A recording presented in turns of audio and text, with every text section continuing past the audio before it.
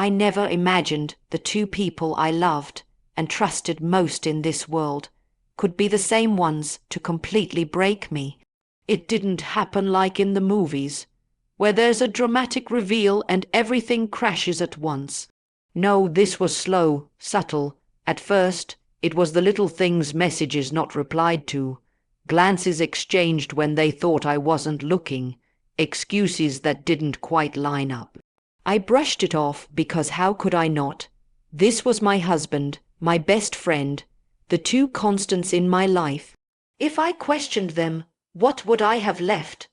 But deep down, I knew.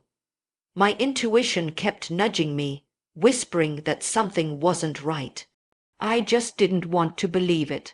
I told myself I was overthinking, paranoid, insecure. I even confided in my best friend, the very woman who was betraying me behind my back, and she told me I was imagining things. She gaslit me while holding my hand.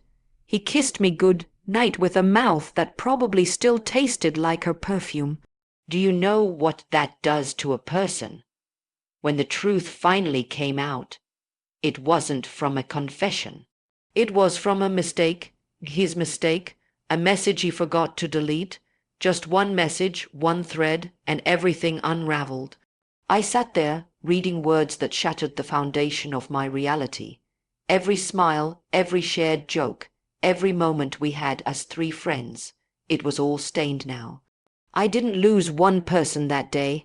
I lost two, my marriage and my sisterhood, my future and my past.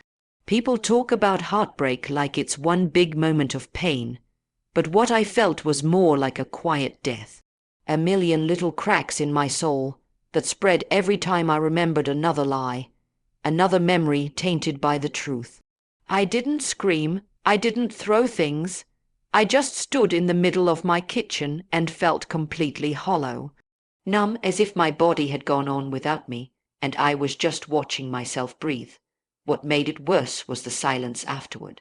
No apology, no remorse, just the two of them, moving on like they hadn't just burned down my entire world. Friends chose sides, some stayed silent, some disappeared entirely, and in that silence I was left with the question no one could answer. Was I not enough? Was I not enough to be loved, to be respected, to be chosen? That question haunted me for a long time, longer than I'd like to admit. It followed me into the shower, into bed, into every mirror I looked into. But what I didn't realize then was that their betrayal said more about them than it ever did about me.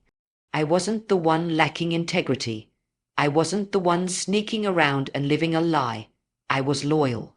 I was honest. I loved fully. And those things, those traits I once thought made me weak, turned out to be my greatest strength.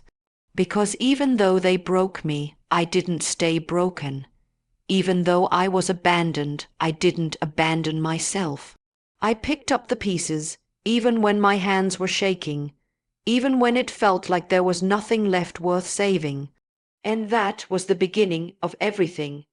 After everything came crashing down, I thought the worst part was over. I thought the betrayal was the peak of the pain. But what came afterward was something I never anticipated: the silence, the emptiness, the slow, aching realization that I now had to face life alone. No partner, no best friend, no fallback. It was like standing in a house that had just burned to the ground and realizing you still had to somehow live in it. Mornings were the hardest, waking up in that cold bed, reaching out instinctively for someone who was no longer there, and then remembering he chose someone else. And not just anyone, her, my so-called best friend. The ache didn't just sit in my chest, it lived in my bones. I went through the motions of my day like a ghost. I smiled at neighbors, I answered emails, I even posted a few photos pretending I was okay. But inside, I was unraveling. Rebuilding didn't happen overnight. Honestly, at first, I didn't even want to rebuild. I just wanted to crawl into a dark place and stay there. But pain, as awful as it is, has a strange way of waking you up to parts of yourself you didn't know existed. One evening, after crying on the kitchen floor for what felt like the 100th time, I caught a glimpse of myself in the oven door. Hair matted, face swollen, heart shattered. And I didn't recognize the woman staring back at me, and something in me clicked. I thought, this can't be how my story ends. So I started small. I deleted the photos. I blocked their numbers. I stopped checking their social media. That alone felt like lifting a 1,000-pound weight off my shoulders. I stopped romanticizing the past. I reminded myself every time I missed him that I wasn't missing love. I was missing a version of love I created in my head, not the reality of what I had. Because if he truly loved me, he wouldn't have left. And if she truly cared, she never would have crossed that line. I began pouring myself into healing. I started journaling, not to write about them, but to rediscover me. I wrote down things I loved, things I wanted, things I had forgotten I used to dream about. I started going on long walks, not to escape the pain, but to walk through it. I listened to podcasts, I read books, and slowly, day by day, something shifted. My pain wasn't shrinking, but I was growing around it. People would ask how I was doing, and I'd smile and say, I'm getting there. And I meant it. I wasn't pretending anymore. I was actually getting there. Some days were harder than others, of course. Healing isn't a straight line. But I began to realize that I didn't need him to be okay. I didn't need her friendship to feel whole. I had me, and that was enough. There's something deeply powerful about rebuilding yourself from the ground up. You stop living for the version of yourself that others shaped, and you start becoming the version that you choose. I no longer cried because they left. I felt grateful. They showed me who they really were. Without that devastation, I would have never met the version of me I am today, the stronger, wiser, braver woman who refuses to shrink just to keep someone else comfortable. And that's when my life truly began to change. For a long time, I thought love meant sacrificing parts of yourself to make someone else stay. I thought if I gave more, forgave more, smiled more, stayed quiet more, it would be enough. That eventually he would see how deeply I loved him and choose to love me back with the same intensity. But when he left me for her, it became painfully clear that no amount of shrinking myself could make someone stay who had already decided to leave. After the initial storm passed, I was left with the wreckage not of a relationship, but of my identity. I realized that somewhere along the way, I had forgotten who I was.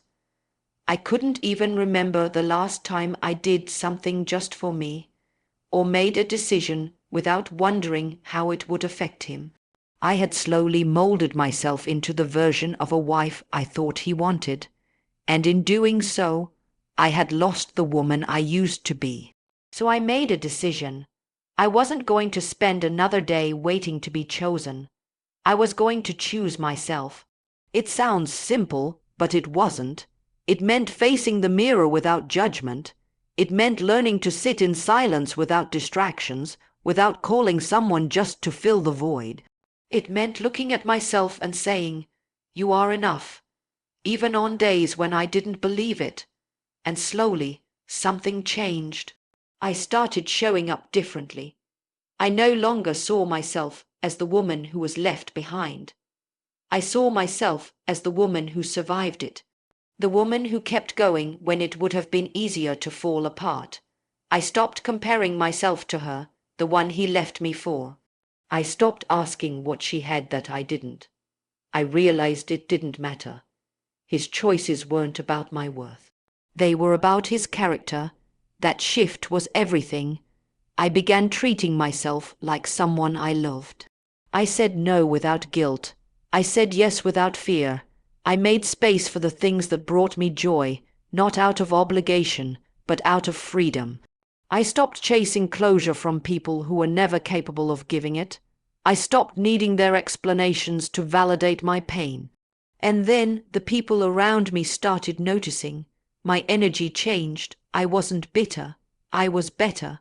Not because I'd forgotten what happened, but because I had learned from it.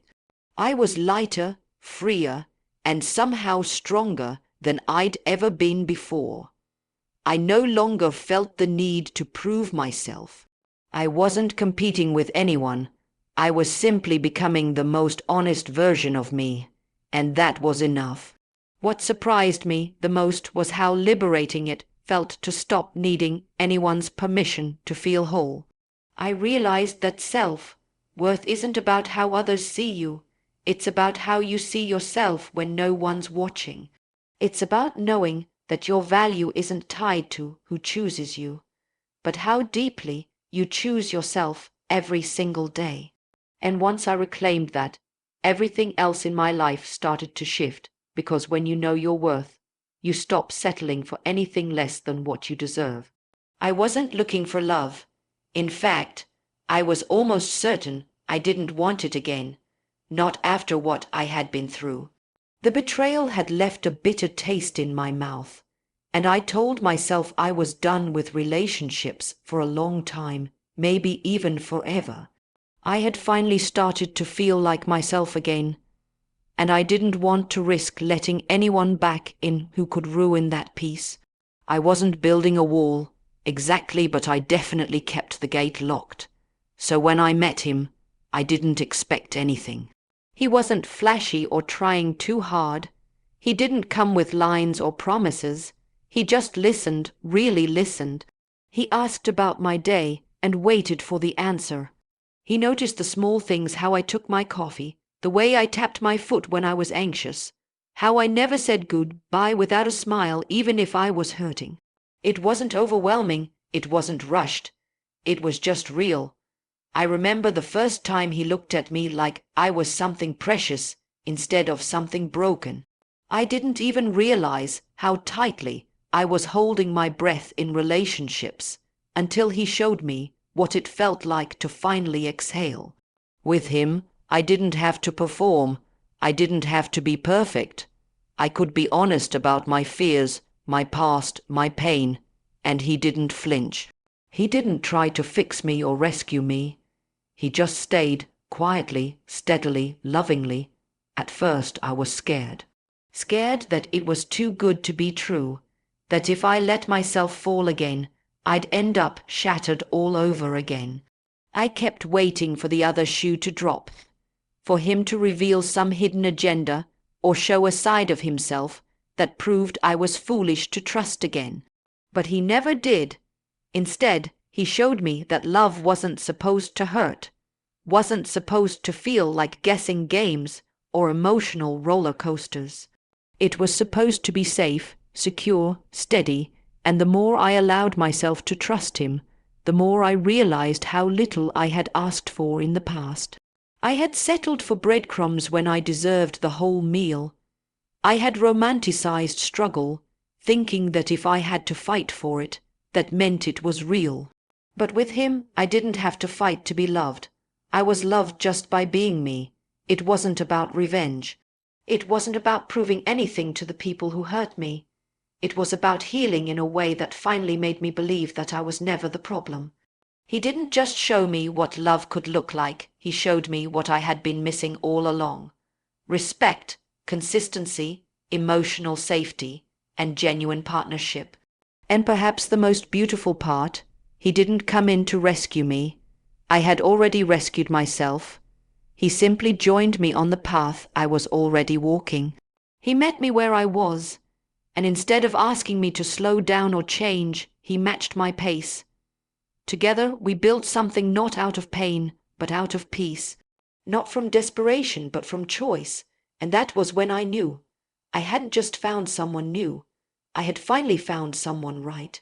Just when I thought the past was behind me, and I was finally stepping into a life that felt like mine again, he came back, out of nowhere, like a ghost knocking on a door that had long been closed. At first, I didn't even believe it. I stared at my phone, reading his message over and over again, as if it might somehow make more sense the 10th time. It was casual, too casual for someone who had once ripped my heart out. "Hey, I've been thinking about you." That's all it said. After everything, that was his opening line. I didn't respond at first, not out of anger, but out of sheer disbelief. I was stunned, not because I thought he would stay gone forever, but because the timing was so painfully predictable. He had seen the pictures. He saw me smiling, glowing, standing next to a man who looked at me like I was the most beautiful thing in the world. And just like that, the man who once discarded me wanted back in. When we eventually spoke, his words were laced with nostalgia. He missed us. He'd made a huge mistake. He didn't know what he had until it was gone. And part of me, just a small, quiet part, wondered what would have happened if he'd said all those things sooner. Before the damage, before the betrayal, before the version of me that needed him had stopped existing. I looked at him, really looked at him, and I saw right through the performance. He didn't miss me. He missed the comfort, the loyalty, the ease. He missed the version of me who would have bent over backward to forgive him, who would have blamed herself and taken him back, just to feel wanted again. But that version of me didn't live here anymore. She had grown, she had healed. She had found someone who didn't need to lose her in order to realize her worth. What struck me most wasn't what he said. It was what he didn't say. He didn't ask how I'd survived the pain he caused. He didn't acknowledge the nights I cried alone, or the identity I had to rebuild from scratch. He didn't ask who I had become, only what he could reclaim. It wasn't love, it was ego, and maybe once upon a time I wouldn't have seen the difference. But now I did. There was a strange power in that moment. Not in rejecting him, but in realizing that I no longer needed to. I didn't need revenge or dramatic closure. I didn't need to prove anything. The most powerful thing I could do was nothing at all. To let him live with the consequences of his choices while I continued forward with mine. My silence wasn't weakness, it was peace.